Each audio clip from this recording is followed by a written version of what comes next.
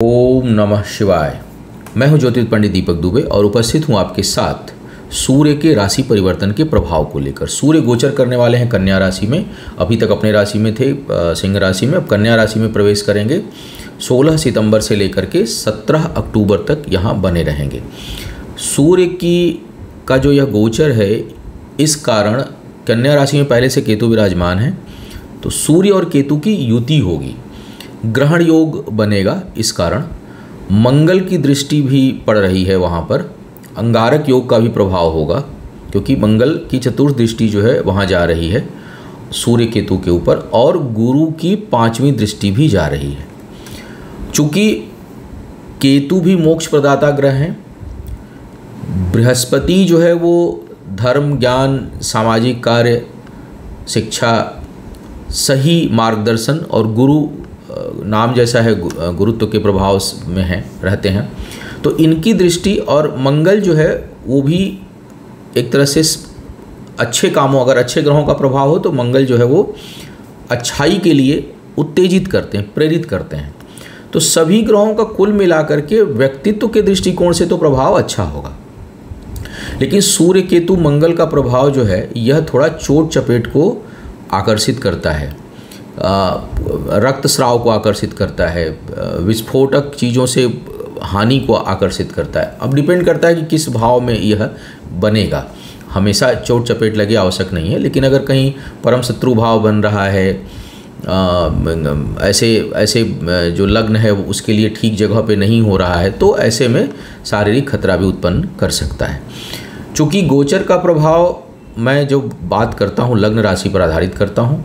चंद्र राशि, नामाक्षर, सूर्य राशि इत्यादि को आधार ना माने, बल्कि अपनी लग्न राशि को आधार माने। दूसरा, बेहद सामान्य आधार पर ही इसको आप लें। दशा अंतर प्रत्यंतर में किसका कॉम्बिनेशन बन रहा है उसके आधार पर परिणाम बदलते हैं, तो इसको सामान्य आधार पर ही लीजिए। कोई विशेष परिस्थिति हो, बड़ा फैसला लेना हो, तो राशिफल को आधार मत बनाइए, बल्कि अपनी कुंडली का विश्लेषण कराइए, उसके बाद किसी निष्कर्ष पर पहुंचिए।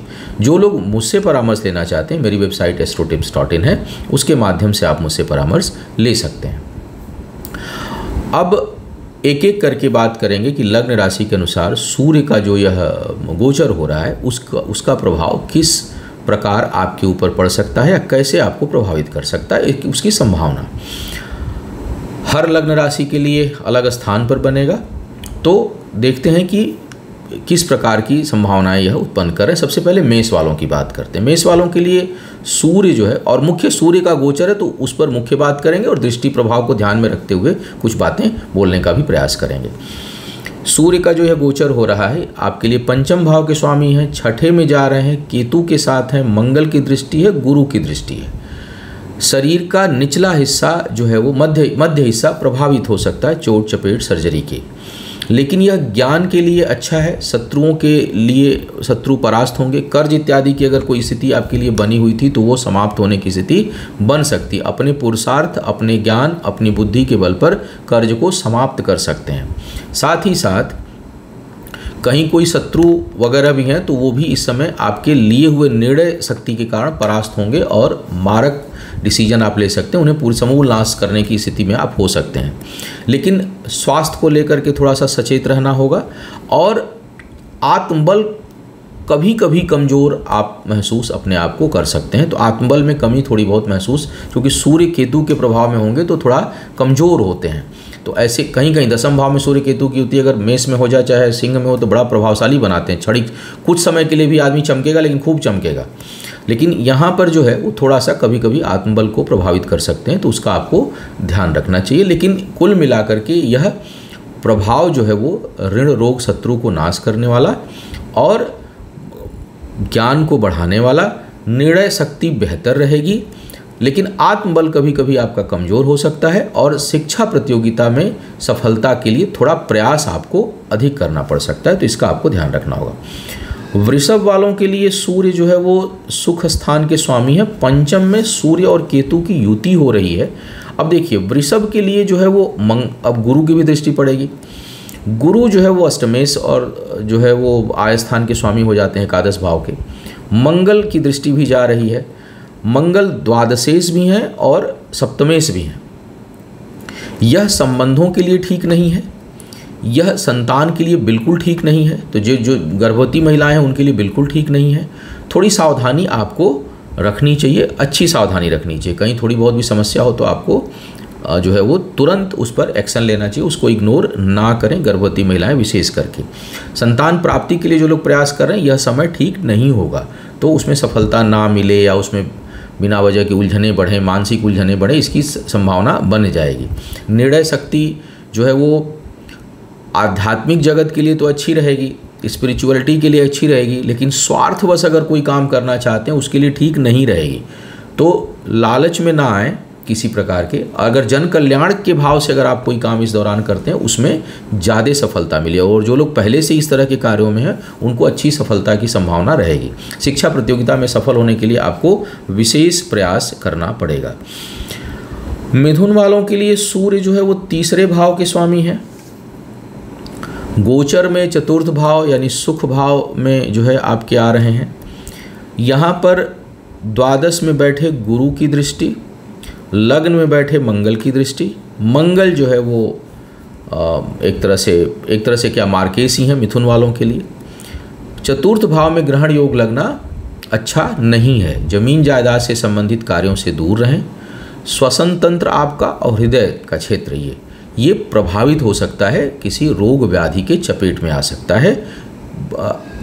सबके लिए नहीं, लेकिन अगर दशा अंतर्दशा वैसी टकरा रही है तो हो सकता है कि कुछ लोगों को हार्ट से संबंधित समस्या आए और सर्जरी की भी स्थिति उत्पन्न हो। भगवान करें कि ऐसा कुछ भी ना हो, लेकिन ऐसी संभावना कुछ लोगों के लिए बन सकती है, विशेष करके जिनकी दशा अंतर्दशा ठीक ना चल रही हो इस टाइम पे। जमीन जायदाद के कामों से दूर रहना है, तनाव नहीं लेना है, और इस समय अगर यात्राएं हों तो उसको बचाना है। बिजली के उपकरणों से घर के अंदर सावधान रहिए। कहीं कोई चीज़ रात में आप जो है वो ऐसी चीज़ों को, या धूप दीप जलाते हों तो ऐसी चीज़ों को कहीं, जैसे कई बार क्या होता है पूजा घर में ही, हमारी सोसाइटी में ही लग गया था एक दिन, पूजा घर में वो कपूर खूब जला करके चले गए, मंदिर छोटा सा था लकड़ी वाला, और जो उस घर में कोई था ही नहीं, वो आग पकड़ लिया। फिर सबको जानकारी हुई तो खैर कोई नुकसान नहीं हुआ, जान का नुकसान, लेकिन धन की नुकसान तो हुआ, हानि हुई। तो आपको आग से, बिजली से सावधान रहना चाहिए, ताकि, क्योंकि इसका भय उत्पन्न हो सकता है इस दौरान जब इस तरह के योग बनते हैं। तो कुल मिलाकर के यह गोचर अच्छा नहीं है आपके लिए। कर्क वालों की बात करूं तो दूसरे भाव के स्वामी है सूर्य।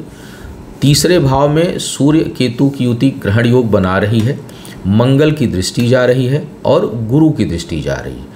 भाई बंधुओं के लिए यह समय ठीक नहीं है। वाद विवाद की संभावना बन सकती है। धन खर्च होगा अपने करीबी लोगों के ऊपर।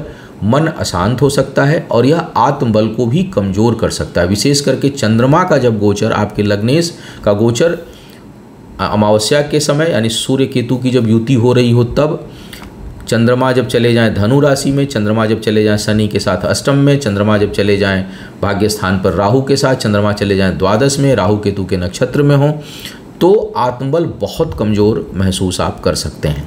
व्यसन की इच्छा बहुत जागृत होगी बहुत से लोगों के लिए। दिमाग, मन डाइवर्ट होगा।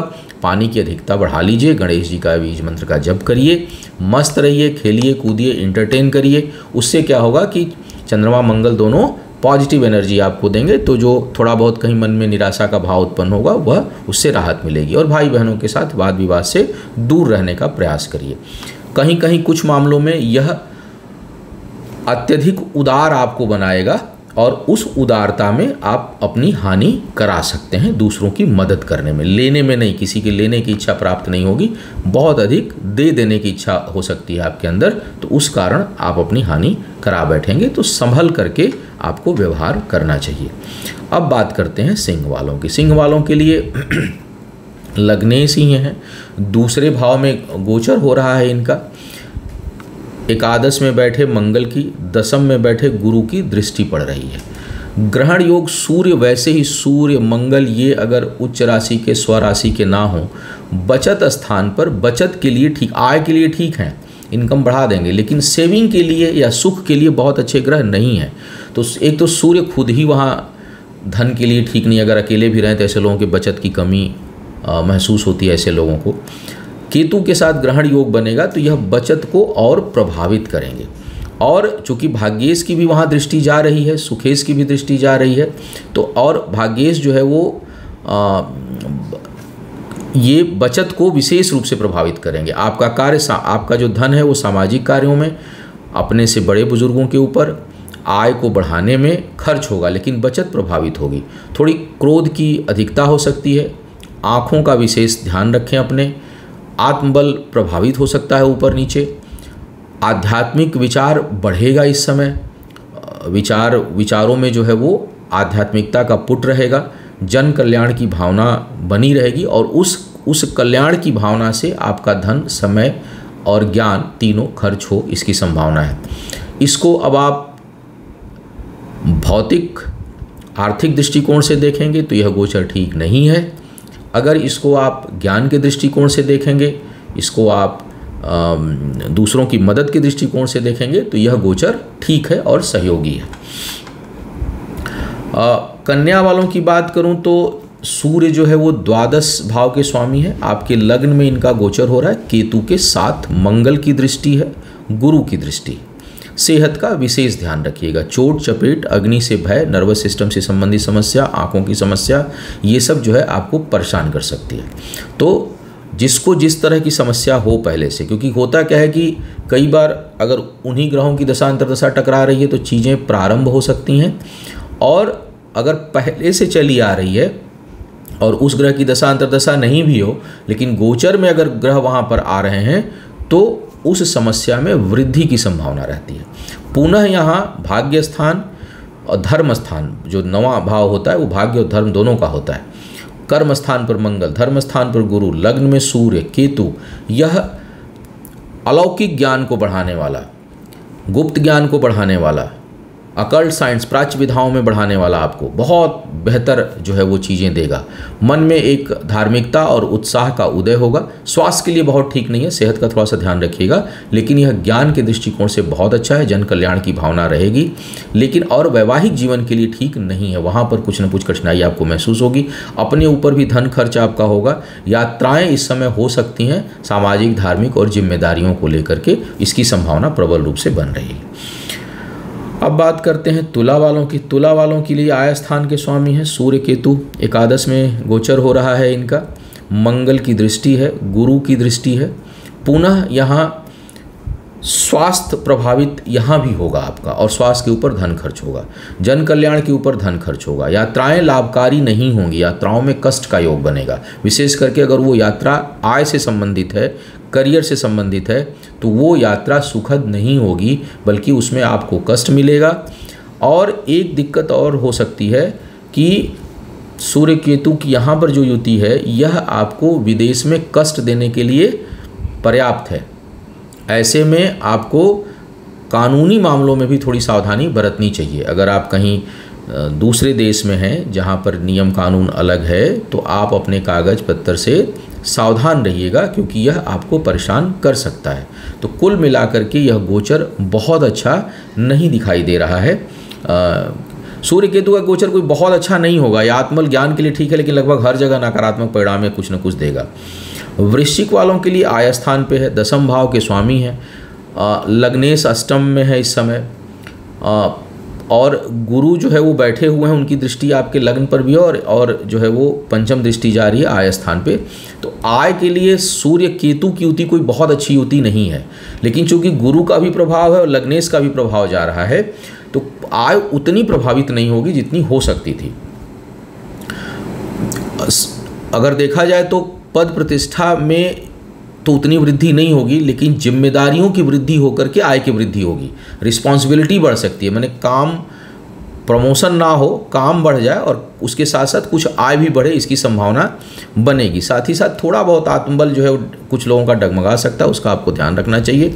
उसमें कहीं ना कहीं थोड़ी बहुत परेशानी आपको महसूस हो सकती है।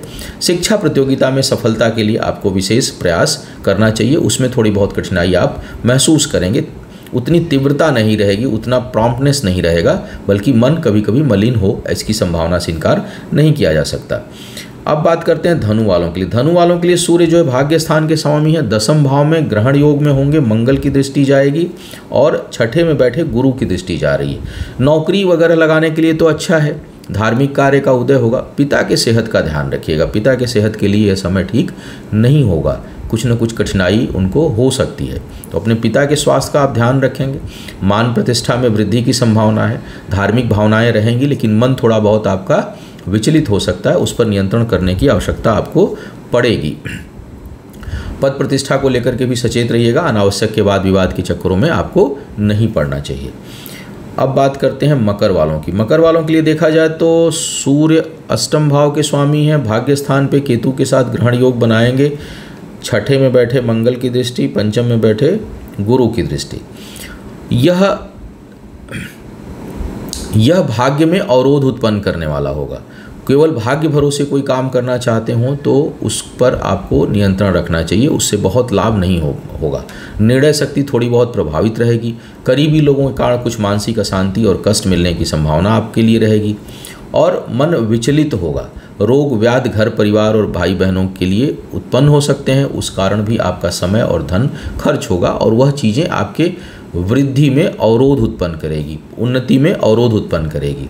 तो कुल मिला के शेयर लॉटरी इन सब चीज़ों में सावधानी बरतनी है, करीबी लोगों का ख्याल रखना है और रुकावटें कम हों इसके लिए गणेश जी की विशेष रूप से आराधना और सूर्य की उपासना आपको करना अनिवार्य है, तभी जा कर के अवरोधों को कंट्रोल कर सकते हैं। अब बात करते हैं कुंभ वालों। कुंभ वालों के लिए सप्तम भाव के स्वामी हैं, सप्तमेश होकर के अष्टम में आएंगे, सूर्य केतु के साथ मंगल की दृष्टि और गुरु की दृष्टि। स्वास्थ्य के लिए तो ठीक नहीं होगा, या स्वास्थ्य के लिए अच्छे लक्षण नहीं है, सर्जरी की संभावना बन सकती है, विशेष करके जननेंद्रिय संबंधी समस्याएं विशेष रूप से परेशान कर सकती हैं। जीवन साथी के स्वास्थ्य का आपको विशेष ध्यान रखना चाहिए। हालांकि व्यापार से लाभ का योग भी बनेगा, व्यापार जो लोग व्यापार के क्षेत्र में उससे कुछ न कुछ लाभ की स्थिति उत्पन्न होगी, लेकिन जीवन साथी या जीवन संगिनी के सेहत के लिए स्थिति ठीक नहीं है। बचत प्रभावित होगी, आपकी सेविंग जो है करने में आपको दिक्कत आएगी, क्योंकि सूर्य की दृष्टि द्वादश में भी जाएगी जहाँ पर राहु विराजमान है, तो वहाँ भी यह प्रभावित करेंगे। तो सेविंग के लिए बिल्कुल ठीक नहीं, लेकिन हाँ आय में, व्यापार के आय में वृद्धि होगी, बचत नहीं हो पाएगी। वह स्वास्थ्य के ऊपर, जीवन साथी जीवन संगिनी के ऊपर, अपने स्वास्थ्य के ऊपर धन खर्च होने की प्रबल संभावना बनेगी। हाँ इतना जरूर है कि ज्ञान का उदय होगा, ज्ञान के दृष्टिकोण से यह समय अच्छा है और कुछ आध्यात्मिक रुचि जो है आपकी बढ़े, इसकी प्रबल संभावना बन रही है। मीन वालों के लिए छठे भाव के स्वामी हैं, सप्तम में आ रहे हैं, मंगल की दृष्टि जा रही है केतु के ऊपर, सूर्य छठे के स्वामी होकर के सप्तम में और बृहस्पति की दृष्टि। वैवाहिक जीवन के लिए तो बिल्कुल ठीक नहीं है, संबंध विच्छेद हो सकते हैं, जीवन साथी के कारण धन हानि, दिया हुआ किसी को सहयोग के लिए कर्ज के रूप में दिया हुआ पैसा डूबने की संभावना, विशेष करके अगर आपने किसी को व्यापार में मदद किया हुआ है, आपने अपना पैसा किसी को व्यापार करने के लिए दे रखा है, तो वो पैसा डूब सकता है या उसमें विवाद उत्पन्न हो सकता है। साथ ही साथ जीवन साथी या जीवन संगिनी के कारण भी आर्थिक हानि का योग बनेगा। इस समय विवाह इत्यादि करने के लिए बिल्कुल समय ठीक नहीं है, इसलिए आपको उसमें आगे नहीं बढ़ना चाहिए। कोई नया व्यापार करने से भी आपको बचने की सलाह दी जाती है। क्रोध पर आप नियंत्रण रखिएगा, मन में इस समय विचलन रहेगा, उतार चढ़ाव रहेगा, इसलिए बेहतर होगा कि सूर्य गायत्री के साथ ध्यान करें, थोड़ा सा मेडिटेशन करें, योग करें, पानी अधिक पिएं, बहते पानी के पास बैठें, गणेश जी की आराधना करें। ये सब चीज़ें जो है आपको मन को शांति देंगी और ऑरा को निगेटिव नहीं होने देंगी। तो यह था सूर्य के गोचर का प्रभाव। ग्रहण योग में सूर्य रहेंगे पूरे समय, मंगल जैसे प्रभावशाली ग्रह का प्रभाव है, गुरु का भी प्रभाव है, लेकिन कुल मिलाकर के यह योग आध्यात्मिक उदय के लिए अच्छा है, भौतिक उदय और स्वास्थ्य के लिए ठीक नहीं है, लगभग अधिकांश राशियों के लिए। इस चीज़ को ध्यान में रखते हुए आप आगे व्यवहार करिएगा। आपका आने वाला समय शुभ हो और भगवान शिव की कृपा आप सभी के ऊपर खूब बनी रहे। इन्हीं शुभकामनाओं के साथ आपसे विदा लूँगा। पुनः मुलाकात होगी किसी नए विषय पर, तब तक के लिए मुझे आज्ञा दीजिए। ओम नमः शिवाय।